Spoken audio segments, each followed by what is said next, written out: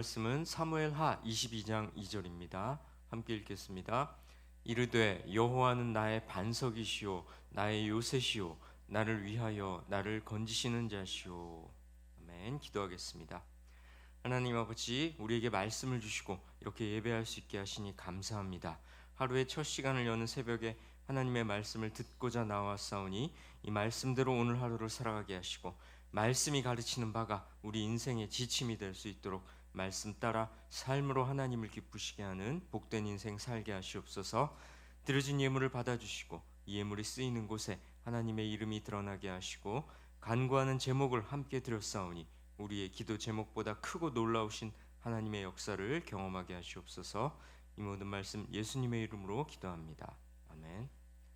오늘 살펴볼 말씀은 사무엘하 22장인데요. 다윗이 하나님을 찬양하는 시입니다. 다윗 자신이 경험한 하나님의 은혜와 사랑을 노래하고 있죠.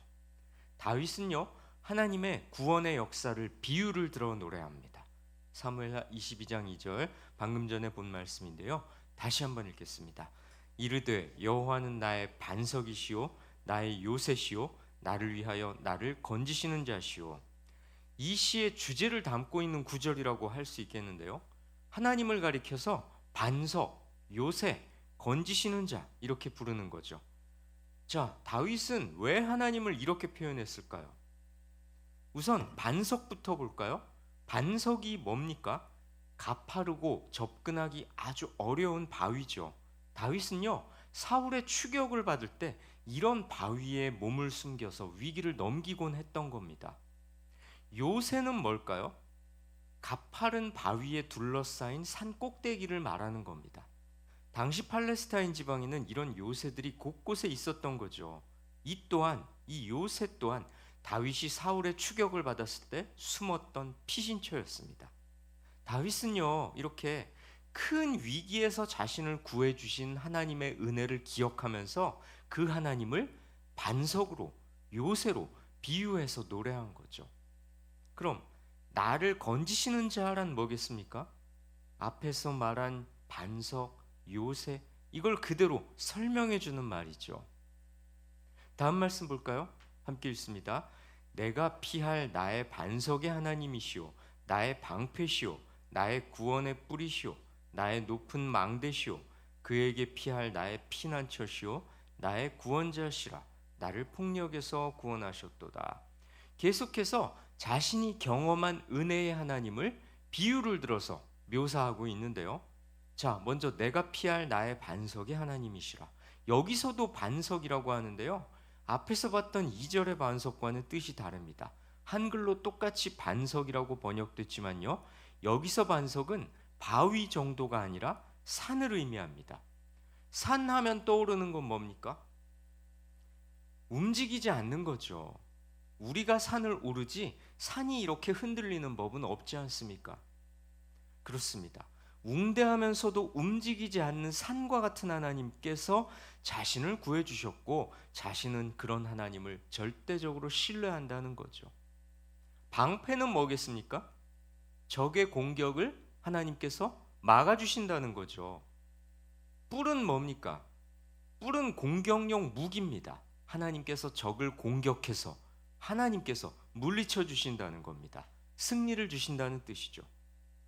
망대는요, 높은 탑을 말합니다.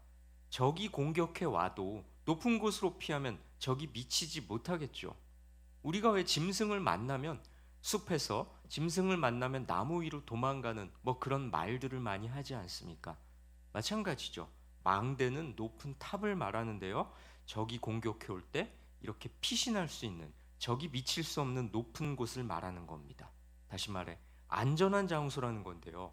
하나님께서 자신이 피할 안전한 곳과 같다는 거죠. 피난처는 이 모든 걸 다 포괄하는 의미입니다. 실제로 다윗 시절에는 사막에서 갑자기 모래바람이나 폭풍우를 만나면 큰 바위 밑이나 동굴 안으로 피했거든요. 언제, 어느 때나 인생의 폭풍우를 만났을 때 자신이 피할 수 있는 안전한 피난처가 하나님이시라고 다윗은 고백한 겁니다. 어떻습니까? 다윗 자신이 경험한 하나님을 생생하게 묘사하고 있죠. 그런데요, 우리가 본 구절들에서 의미심장한 단어들이 있습니다. 하나님을 비유로 묘사하면서 꼭 나의 뭐뭐뭐 이런 표현을 쓰고 있는 거죠. 다시 한번 볼까요? 다시 한번 읽어보겠습니다. 이르되 여호와는 나의 반석이시요 나의 요새시요 나를 위하여 나를 건지시는 자시요 내가 피할 나의 반석의 하나님이시요 나의 방패시요 나의 구원의 뿌리시요 나의 높은 망대시요 그에게 피할 나의 피난처시요 나의 구원자시라 나를 폭력에서 구원하셨도다. 그렇습니다. 다윗이 이런 표현을 쓰고 있는 건요, 하나님을 참으로 자신의 하나님으로 확신하고 있다는 뜻이죠. 다윗이 하나님과 그토록 친밀한 교제를 했다는 겁니다. 성도 여러분, 우리는 이 점에 주목해야 합니다. 하나님은 여러분의 하나님이십니까?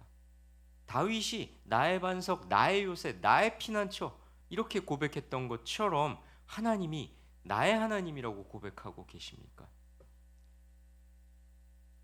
모든 신앙인들한테요, 하나님이 나의 하나님이라는 확신을 갖는 건 너무나 중요합니다. 왜요? 하나님께서 세상을 창조하셨고 주관하시는 분이다. 이 사실을 믿으면서도 그분이 나의 구원의 하나님이라는 사실을 온전히 믿지 못한다면 하나님은 나에게 아무 상관없는 분이 되어버리기 때문입니다. 성도 여러분, 하나님이 여러분에게 구원자가 되시는 분입니까? 만약 그런 확신이 없으신 분이라면 몇 가지 과정을 밟으셔야 하겠습니다. 첫째는요, 다윗이 그랬던 것처럼 여러분의 삶 속에서 하나님의 인도하심을 상기해 보시기 바랍니다. 인생의 고비 때, 위기 때마다 하나님께서 기적처럼 도와주셨음을 되새겨 보시기 바랍니다. 하나님의 역사가 아니고서는 도저히 설명할 수 없는 기가 막힌 일들을 하나님의 도우심으로 인정하시기 바랍니다. 둘째는요, 내가 애써 하나님을 나의 하나님으로 인정하기 싫은 건 아닌지 스스로에게 물어보시기 바랍니다. 의외로요, 많은 이들이 하나님을 나의 하나님으로 인정하기를 꺼리는데요, 그 이유란 이겁니다. 그랬다가는 하나님한테 매일 것 같은 거죠. 나는 좀 더 내 맘대로 살고 싶고 내 하고 싶은 대로 하다가 도움이 필요하면 그때나 하나님을 찾고 싶은데 그럼 하나님이 설마 외면하시겠어? 이런 생각을 하며 살고 있는데 하나님을 나의 하나님으로 인정하는 순간 내 모든 걸 하나님께 종속당하고 하나님께 많은 걸 바쳐야 할 것 같고 내 욕망을 거슬러 살아야 할 것 같으니 싫은 거죠. 성도 여러분, 하나님과 그렇게 거리 두기를 하면요, 하나님도 가까이 하지 않으실 겁니다. 하나님도 외면하시고 하나님도 거리 두기를 하실지도 모릅니다. 그때는 후회해도 소용없습니다. 하나님이 은혜를 베푸실 때 붙잡고 더욱 하나님께 가까이 하는 자가 하나님의 도우심을 경험할 거고요, 그런 자가 진짜 성도입니다. 셋째는요, 그런 확신이 없는 게 하나님에 대해 잘 몰라서 그럴 수도 있습니다. 그럼 어떻게 해야 할까요? 말씀을 가까이 하시기 바랍니다. 성경은요, 놀랍게도 힘이 있습니다. 무슨 힘? 사람을 변화시키는 힘이요. 우리의 경험보다 성경이 더욱 힘이 있습니다. 경험은 흔들리고 망각되기 쉽지만 말씀은 그렇지 않습니다. 그 말씀이 있는다고 뭐가 달라지나? 이렇게 생각되실지도 모르겠지만요, 그렇지 않습니다. 하나님의 말씀은 바른 마음으로 읽고 묵상한다면요, 살아서 힘을 발휘합니다. 그 사람의 인생 전부를 변화시키는 힘이죠. 성도 여러분, 하나님을 내 하나님으로 인정하고 모실 때에 세상이 줄 수 없는 평안과 소망을 갖게 될 겁니다. 이 점을 믿으시기 바랍니다. 다윗은 이어서 이렇게 고백합니다. 다음 말씀 함께 읽습니다. 내가 찬송 받으실 여호와께 아뢰리니 내 원수들에게서 구원을 받으리로다. 나의 찬송을 받으시기에 충분하신 여호와께 내가 아뢰면 나는 나의 원수들한테서 구원을 받을 것이다. 어떤가요? 확신에 찬 말입니다. 분명히 그렇게 될 거라는 하나님에 대한 강한 신뢰가 담긴 말이죠. 그런데요, 다윗이 이렇게 확신할 수 있는 건 그저 성격이 긍정적이거나 낙천적이기 때문은 아닙니다. 그 자신이 하나님 곁에 꼭 붙어 있었기 때문이죠. 성도 여러분, 하나님께 붙어 있는 자에게 하나님께서도 도움의 손길을 펼치시는 겁니다. 내가 하나님을 떠나 세상과 벗이 된다면 하나님께서는 내버려 두시기도 합니다. 세상의 도움을 받아보라고, 그것들의 허망함을 경험해 보라고 말이죠. 하나님은 우리 행동에 책임을 물으시는 분입니다. 성도 여러분, 이 사실 명심하시고 하나님만 붙잡으시기 바랍니다. 다음 말씀 볼까요? 함께 읽습니다. 내가 환난 중에서 여호와께 아뢰며 나의 하나님께 아뢰었더니 그가 그의 성전에서 내 소리를 들으시며 나의 부르짖음이 그의 귀에 들렸도다. 환난 중에서도 여호와께 아뢰일 때 하나님께서 들어주실 겁니다.